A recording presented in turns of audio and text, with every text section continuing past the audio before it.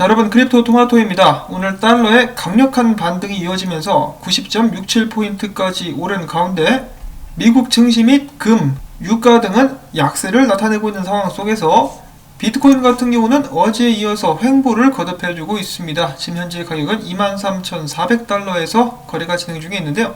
다시 한번 23,000달러대 위로 올라온 비트코인, 이 주변에서 강력한 지지선을 구축할 수 있을 것인지 한번 지켜보도록 하겠습니다.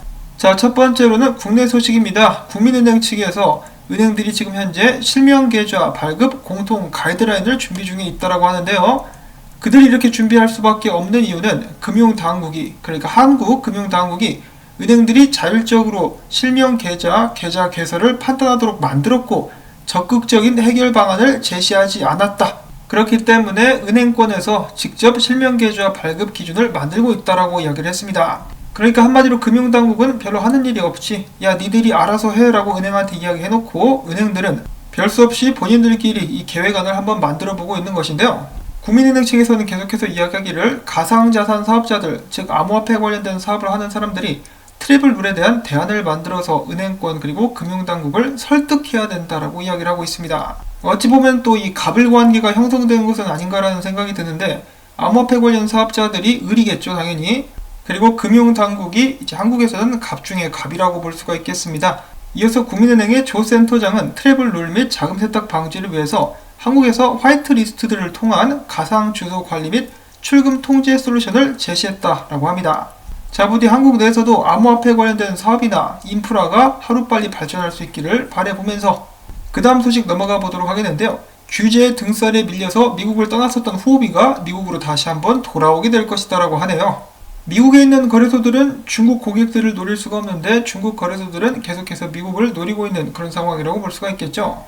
자, 그 다음엔 바로 비트코인 도미넌스 차트를 살펴보는 시간을 갖도록 하겠는데, 거대한 컵앤핸들을 그렸었던 비트코인 도미넌스가 고개를 위로 빼꼼 내밀고 있습니다. 비트코인 도미넌스가 급격하게 올라가게 되는 경우는 비트코인 혼자서 크게 올라가거나 아니면 다같이 크게 떨어지거나 하는 것인데요.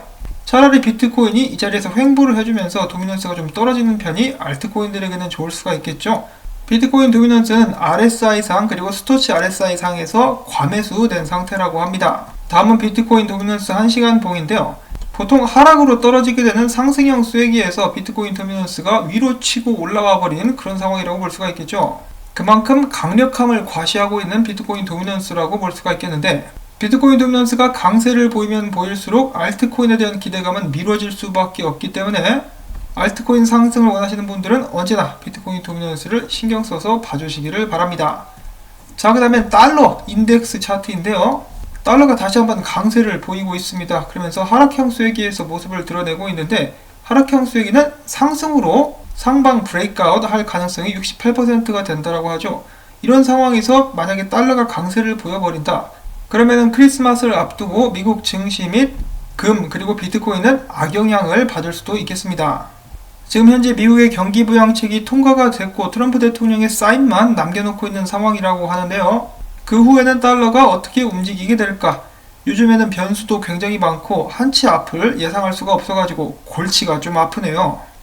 자, 그 다음으로 이어서 금, 원유 등의 상품 투자 규제로 알려진 데니스 가트먼이라는 양반이 이렇게 이야기를 했는데, 나름 일리가 있습니다. 그는 비트코인에 대해서 부정적인 입장을 취하고 있는데 그 이유는 바로 중앙은행들이 쉽게 권력을 포기하지 않을 것이기 때문이라고 하는 것입니다. 중앙은행들의 권력은 그들이 지닌 법정 통화에서부터 나오는데, 법정 통화의 힘을 비트코인이 약화시키고 있기 때문에 어떤 방법으로든 비트코인에 제재를 가하게 될 것이다 라고 예측을 하고 있는 것이죠. 그러면서 그는 이야기하기를 케인스의 이론대로 시장은 비논리적이다, 지금은 비트코인이 완전 비논리적이다 라고 덧붙이기도 했다고 합니다.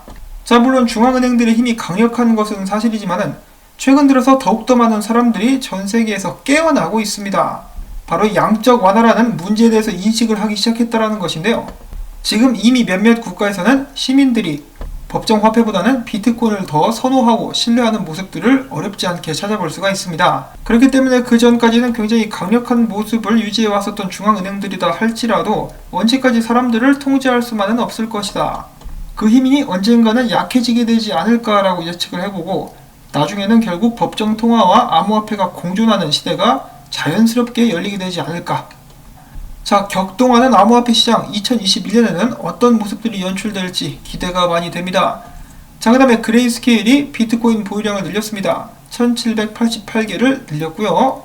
그 다음에 마이크 노보그라츠 갤럭시 디지털의 CEO가 이야기하기를 최근 비트코인 상승장은 지난 2017년 투자자들이 끌어올리던 투기성 짙은 시장과는 다르다.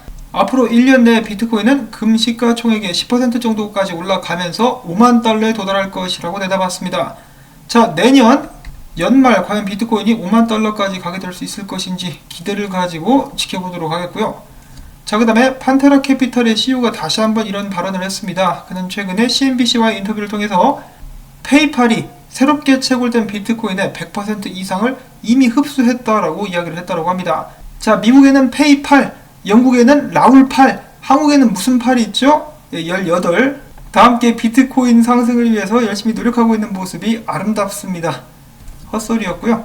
자, 비트코인 공급량에 대해서 잠깐 또 알아보는 시간을 갖도록 하겠는데, 앞에서 페이팔이 비트코인 채굴되는 대로 쓸어가고 있다라고 이야기를 한 것처럼 글래스노드의 CTO는 최근에 비트코인 시장 공급량에 대해서 이렇게 이야기를 했다라고 합니다. 자, 지금 현재 거래소에 있는 비트코인 잔고의 감소가 현저하다. 이 주요 거래소의 비트코인 출금은 특히 올해 중반부터 가속화가 됐는데, 무려 2020년 1월 이후 거래소 비트코인 공급 물량이 약 20% 감소했다는 것이다. 그리고 또한 매집 주소라고 입금만 되어 있는 주소의 비트코인 수는 2019년부터 쭉 증가 추세에 있으며 270만 비트코인에 이른다 라고 이야기를 하고 있습니다. 그러니까 사람들이 비트코인을 사서 자신의 개인 지갑으로 계속해서 옮기니까 거래소 내에 있는 비트코인 수량이 점점 적어진다라고 이야기를 하고 있는 것인데요. 여기에 기업들이나 기관들도 함께 나서서 비트코인에 대한 수요를 높이고 있는 상황. 페이팔도 페이팔이지만은 그레이스케일 같은 경우는 지난 6개월 동안 무려 21만 개의 비트코인을 매입을 했는데, 신규로 채굴된 비트코인 수는 지난 6개월 동안 18만 5천 개밖에 되지 않았다고 합니다. 페이팔과 함께 채굴되고 있는 것 훨씬 이상으로 비트코인 매집에 나섰다라는 것이겠죠. 자, 그리고 여기서 그치지 않고 비트코인 채굴자들 같은 경우도 이 공급량 부족에 한몫을 하고 있다고 하는데, 바로 채굴자들이 비트코인 반감기 이후로 비트코인을 팔지 않고 보유하는 경향을 높여가고 있다고 합니다. 왜 안 팔겠습니까? 가격이 더 올라갈 것 같으니까 꾹 붙들고 있는 것이겠죠. 그리고 또한 추가적으로 비유동적 비트코인 수는 약 1440만 개로 역사상 장기적 보유 주소로부터 출금은 25% 미만에 그치는데, 이것 역시 공급 부족 상황을 초래하고 있는 요인이라고 합니다. 자, 지금 비트코인 가격이 떨어질 듯 말 듯 하면서도 떨어지지 않고 있는 이유는 바로 이 공급 부족 상황 때문이 아닌가라고 생각을 해보는데요. 유명 암호화폐 트레이더죠. 크립토랜드도 이야기를 합니다. 자, 거래소 내에서 비트코인 수량이 줄어들고 있다. 간단하게 이야기를 해서 상승세라고 볼 수가 있겠네. 완전 가지아를 외치고 있는 상황인데요. 제가 최근에 여러 분석가들을 돌아봤을 때 지금 이 비트코인의 공급 수량 상황을 고려하지 않고 차트만 보고 있는 분석가들 같은 경우는 지금도 비트코인이 14,000달러, 15,000달러대까지도 떨어질 수 있다라고 이야기를 하고 있습니다. 그런데 차트 분석가들 중에 이 공급 수량까지 감안하고 있는 분석가들은 그 정도까지 떨어지지 않을 것이라고 이야기를 하고 있어요. 자, 과연 누구 말이 맞게 될까? 한 가지 확실한 것은 남들이 다 사가기 전에 나도 좀 사야 된다라는 거. 자, 그 다음으로 이어서 비트코인 옵션 약 10만 개의 비트코인이 25일, 즉 크리스마스에 만기 예정이라고 합니다. 자, 이것이 무엇을 뜻하느냐? 코인텔레그래프에 따르면 이러한 만기 이벤트 같은 경우는 비트코인의 큰 가치 변동을 야기하는 것으로 알려져 왔으며 그래 왔었다라고 이야기를 하고 있죠. 그래서 계약이 만기되는 하루 전쯤에, 이틀 전쯤에 더 방향성이 명백해진다라고 합니다. 이 때문에 이번 주 비트코인 시장은 불안정한 한 주를 맞이하게 될 수도 있다라고 이야기를 하는데요. 그만큼 큰 변동성이 예상이 된다라고 해석을 하시면 되겠습니다. 자, 저도 그렇고 많은 사람들도 그랬었는데, 미국 경기부양책이 통과되면서 당연히 달러 수량이 늘어나니까 비트코인 가격도 그렇고 금은 가격도 올라가게 되지 않을까 싶었는데, 일단 비트코인 같은 경우는 경기부양책이 통과됐다는 소식과 함께 5% 정도 상승했다라고 하네요. 타일러 윙클보스 같은 경우는 비트코인을 위한 또 다른 9천억 달러짜리 광고다라고 하면서 강한 기대감을 나타냈는데, 그 반면에 코인텔레그래프 같은 경우는 비트코인이 24,000달러의 매도 압력과 25,000달러의 강한 저항선을 돌파할 수는 없을 것 같다. 그런 가능성은 높지 않아 보인다라고 지적을 했고, 크립토 마이클 같은 경우는 비트코인이 2만 달러 이하로 내려가도 놀라지 않을 것이다. 그렇지만은 18,500달러까지 떨어진다 할지라도 시장은 동요하지 않을 것이라는 전망을 남겼습니다. 자, 과연 비트코인 누구 말이 맞을까요?